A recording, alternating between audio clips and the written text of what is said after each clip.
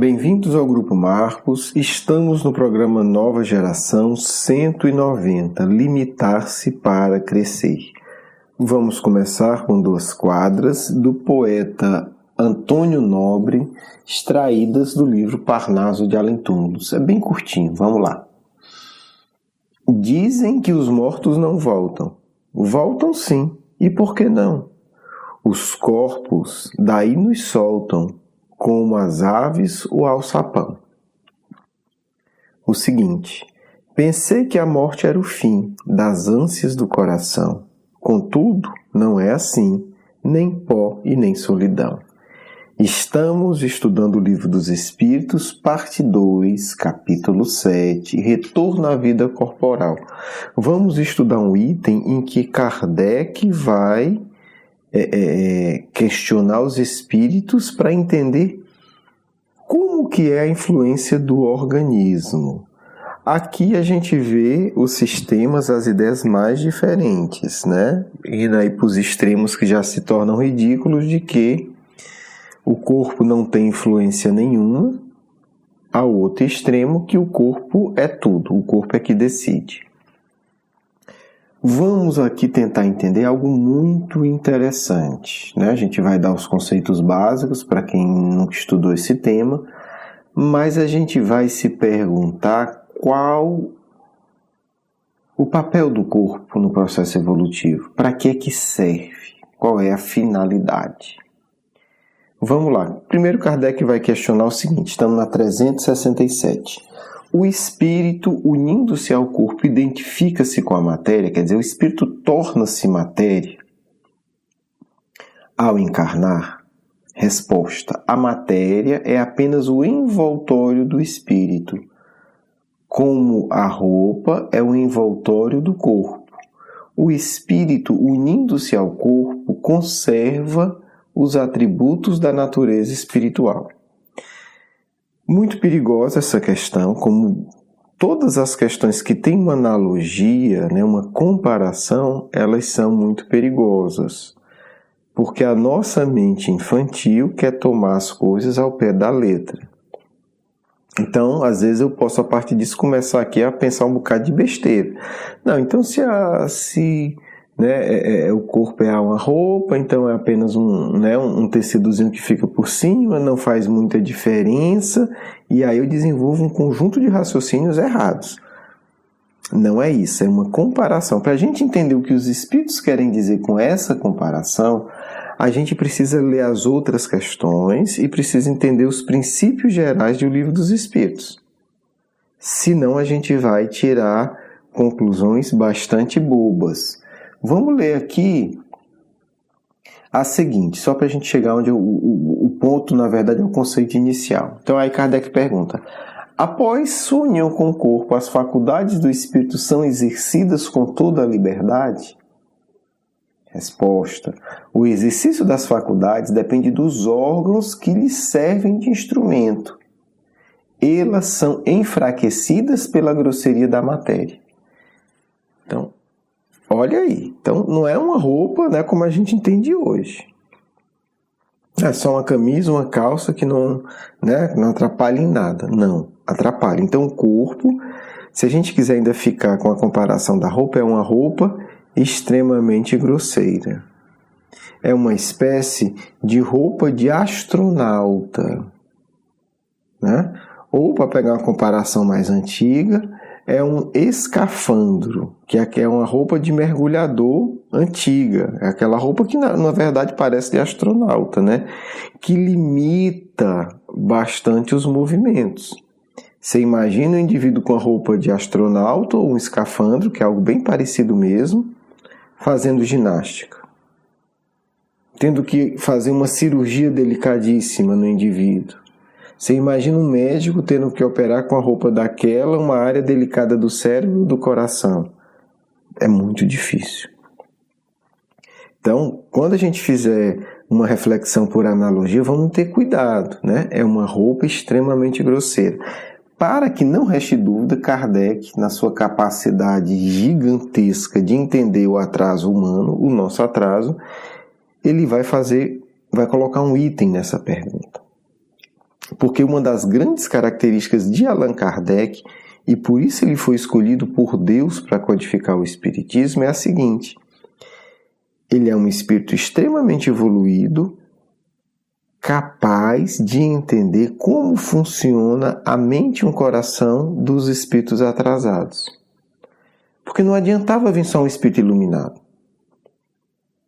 É preciso vir um espírito extremamente evoluído, capaz de nos entender. O que Kardec está fazendo aqui é um verdadeiro trabalho de tradução, de transmissão de um saber espiritual complexo, profundo, para uma linguagem que nós possamos entender. Olha o que Kardec vai perguntar. Sendo assim, olha a comparação que ele vai pegar, que cá para nós é muito melhor que a dos espíritos. O envoltório material seria um obstáculo. Porque os espíritos falaram de roupa, mas não ficou claro que era uma roupa obstáculo. A livre manifestação das faculdades do espírito, como um vidro escuro, se opõe à emissão da luz? Os espíritos devem ter comemorado, porque olha a resposta dos espíritos: sim, e muito opaco.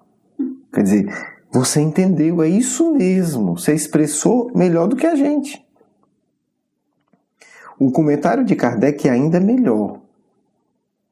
Nessa questão aqui, Kardec se saiu melhor que a equipe desencarnada. Eles são a mesma equipe, não estão competindo. É uma mesma equipe imposta em lugares diferentes. Olha que comentário interessante. Pode-se ainda comparar a ação da matéria grosseira. Olha o grosseiro. Então a roupa, se você quiser pegar a imagem da roupa, é uma roupa grosseira. Se você quiser pegar a imagem do vidro, é um vidro escuro. Pode-se ainda comparar a ação da matéria grosseira do corpo sobre o espírito a de um lodaçal.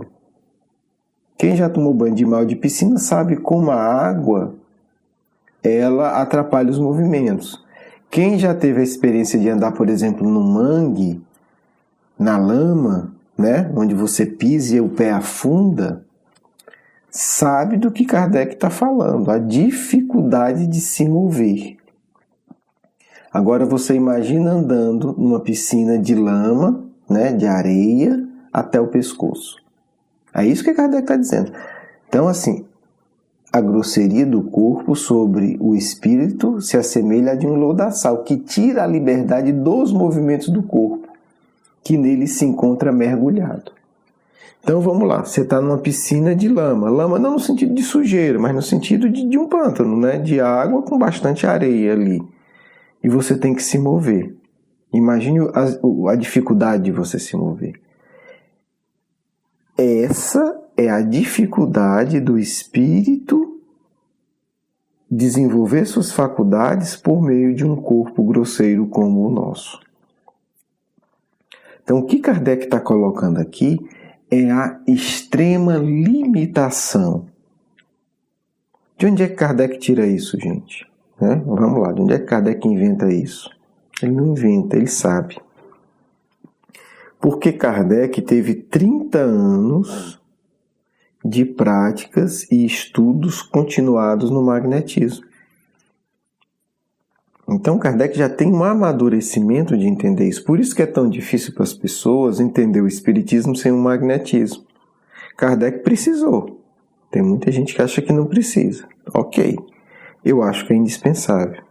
Porque as experiências do magnetismo, do passe, do sonambulismo são essenciais para entender uma série de sutilezas. Quem não conhece magnetismo tem a ilusão de que, por exemplo, a comunicação mediúnica é uma coisa simples. O espírito chega e fala o que quer.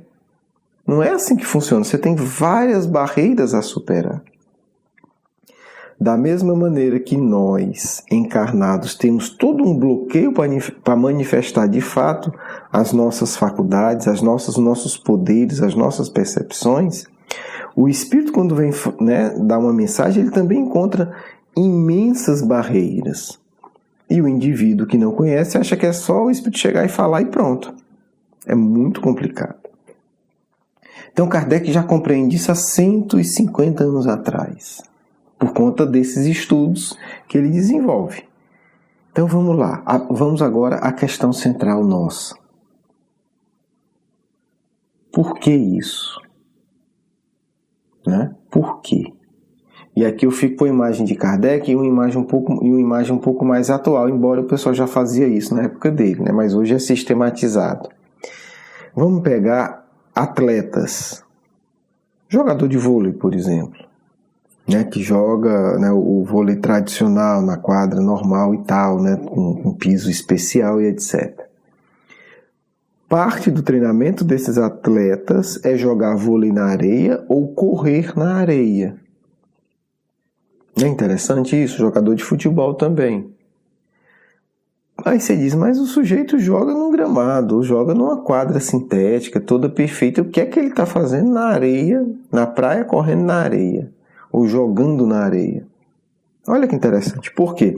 Porque à medida em que ele treina num terreno mais difícil de se locomover, ele fortalece mais os seus músculos. Quando ele for para a quadrazinha sintética, aquele piso todo especial, ele vai ter um poder de impulsão muito maior. Então, a limitação, né, da areia ajudou, fisicamente falando, a desenvolver um poder maior que vai ser mais útil quando ele estiver na quadra. Assim é o espírito. Encarnar num corpo grosseiro como o nosso, como o da Terra, é uma tremenda limitação para o espírito. Então, esse grau de limitação vai desenvolver a nossa força de vontade. E aí a gente vive uma encarnação, é um período de muita limitação. Quando a gente vai amadurecendo, a gente vai reconhecendo isso. Se você está na fase de achar que pode tudo, é normal, não se condene. Mas pode ter uma certeza, à medida em que você amadureça, você vai fatalmente experimentar um conjunto de limitações. Limitações emocionais, limitações físicas, limitações sociais. A criança acha que pode tudo. O adolescente tenta fazer tudo. O jovem que amadurece entende que dá para fazer muito pouco. E o homem e a mulher maduros sabe que a gente faz quase nada. Como diz Paulo, né? Depois de ter feito tudo, né? Me julga um servo inútil. O que é que ele está dizendo? Por mais que a gente faça, o que se realiza na encarnação é muito pouco. É muito pouco. Porque nós estamos realizando obra num ambiente extremamente limitador. Uma das alegrias de quem desencarna lustro, e isso é comum a todos os espíritos, é dizer assim, nossa, me sinto livre, me movimento, eu penso, ajo, eu realizo, eu sinto agora que eu estou em posse das minhas capacidades. Então a experiência no corpo é uma experiência limitadora, mas não limitadora, e aí que está o ponto central. Era isso que eu queria dizer nesse encontro. A experiência da matéria com um organismo como o nosso grosseiro, ela é profundamente limitadora e ela tem um sentido, ela tem um objetivo. Exercitar em profundidade a nossa vontade. E isso não é brincadeira. Acordar todo dia na hora é um exercício de vontade, não é brincadeira. Você tem uma matéria grosseira que está ali, é um peso lhe puxando para baixo. Realizar nossas obrigações é um exercício profundo de vontade. Desenvolver a inteligência com um bloqueio de um cérebro grosseiro, desenvolver a percepção é um exercício profundo de vontade. Resistir, o que se chama dos arrastamentos da matéria, a comodidade, a preguiça, a indolência, a busca excessiva do prazer físico, é um exercício profundo de vontade. Então, a encarnação, ela propõe, literalmente, correr na areia do deserto. E quem consegue, desenvolve uma vontade profunda. E aí se conquista muita coisa. Então, Viver no mundo é todo dia lidar com barreiras, né? É carregar pesos muito grosseiros. Mas isso tem uma finalidade superior, desenvolver uma vontade extremamente poderosa. Você não vai encontrar nenhum espírito superior com vontade frágil. Não existe. Porque para se desenvolver, ou na Terra ou em outros mundos, ele precisou de encarnações em corpos grosseiros como o nosso. E só vence a encarnação em corpo grosseiro quem se dispõe a desenvolver uma vontade muito firme. Então, por isso, o nosso título, Limitar-se para Crescer, por isso os 2 poemas. No primeiro, né, os corpos daí nos soltam, como as aves o alçapão. Quer dizer, o corpo é uma prisão, mas é uma prisão que nos leva a fazer um exercício profundo, intenso. E o segundo poema que diz, né, a morte não é o fim, nem pó e nem solidão, quer dizer, a gente não se acaba e a gente não fica só, a gente desenvolve os nossos poderes, e um desses poderes é o de se integrar numa comunidade afim, onde a gente não vai sentir mais solidão. Porque um dos poderes que a gente exercita é esse, é o de ampliar o sentimento. Quem amplia o sentimento aqui, ao desencarnar, vai estar profundamente integrado a uma multidão de espíritos afins. Espero que vocês tenham gostado. Um grande abraço, um beijo no coração. Vamos à nossa segunda parte.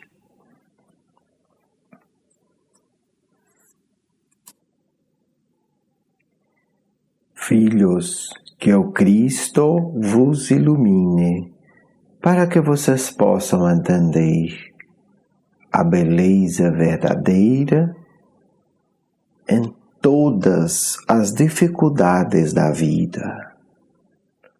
O Cristo é o mestre, o professor, mas a estrutura da escola, digamos assim, é a criação divina. O Cristo é o amigo que diz, olha, isso acontece por isso, você pode agir assim e vai ser muito bom para você. Estamos todos matriculados na escola divina e nunca sairemos dela. Por isso, vocês devem entender que existem muitas e muitas séries nessa escola. As primeiras são quase de inconsciência. Todos vocês já passaram por isso. Agora vocês vivem a experiência mais difícil, que é a consciência ligada à grosseria, ao atraso espiritual. Para os que aprendem logo a lição, ou mesmo para os que demoram, vem a fase seguinte. A consciência envolta na sutileza de um meio evoluído. Muito bom. Excelente. Mas é preciso enfrentar a fase atual para se chegar na fase seguinte.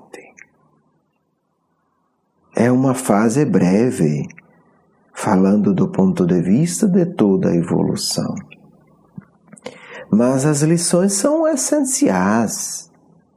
Da mesma forma que foi muito importante vocês aprenderem os movimentos físicos ao longo dos milênios. Agora é muito importante aprender os verdadeiros movimentos espirituais. Essa é a fase que vocês vivem. É o aprendizado psicológico, o aprendizado moral. Hoje vocês já dominam em termos de padrão evolutivo a matéria, no sentido dos movimentos, no sentido da manipulação. Agora é necessário aprender, estando envolto em matéria grosseira, saber movimentar-se emocionalmente, saber conduzir as emoções. Vocês hoje podem escolher, mas são fracos. Quero direcionar meu movimento a Deus, não a maldade. Quero, ao invés de sentir inveja, sentir ternura. Da mesma forma que vocês escolhem, quero mover meu braço para esse lado e não para aquele. Vocês precisam aprender isso. Quero direcionar o meu sentimento para a compaixão, não para o ódio. Quero escolher como meu tesouro a riqueza da compreensão e não o acúmulo do ouro. São esses movimentos, é esse tipo de capacidade de direção que vocês ainda não têm. Mundo primitivo, espírito vai aprender a direcionar o próprio corpo, ter habilidades físicas, localizar-se no tempo e no espaço, aprender período de colheita.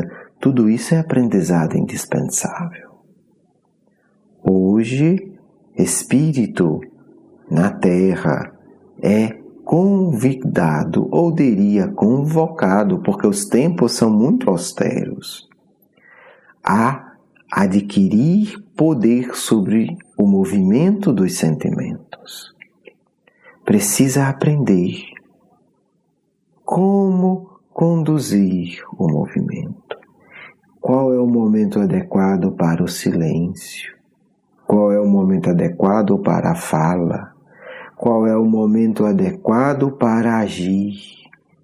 Qual é o momento adequado para esperar? Onde quero colocar meu sentimento? Em que sentido desenvolver o padrão de relação com o outro? Quero aprender a observar o outro para enganar e manipular. Quero aprender a observar o outro para auxiliá-lo a elevar-se a Deus. É a decisão que vocês têm que fazer nesta fase. Como me direcionar? E como sempre, o ambiente para espíritos em aprendizado grosseiro é terrível, é desafiador. Porque vocês são bombardeados emocionalmente e têm que mover seus sentimentos em meio a sentimentos terríveis, grosseiros, agressivos e difíceis. Mas essa é a decisão que vos cabe neste momento. Mergulhar na carne, hoje, é mergulhar em um lodaçal, mas também de sentimentos grosseiros. E no meio desse conjunto de sentimentos grosseiros, aprender a direcionar os próprios sentimentos. É como se mover numa multidão de pessoas que se movem perdidas para todos os lugares. E você, sob a inspiração do Cristo, saber qual a direção correta. Porque eu digo, meus amigos e minhas amigas, a maioria está direcionando-se para abismo de dor terrível. Se você não quer direcionar-se para isso, pergunte ao Mestre, qual o caminho que eu devo direcionar os meus sentimentos para que você encontre a vida eterna e não a dor que parecerá infinita.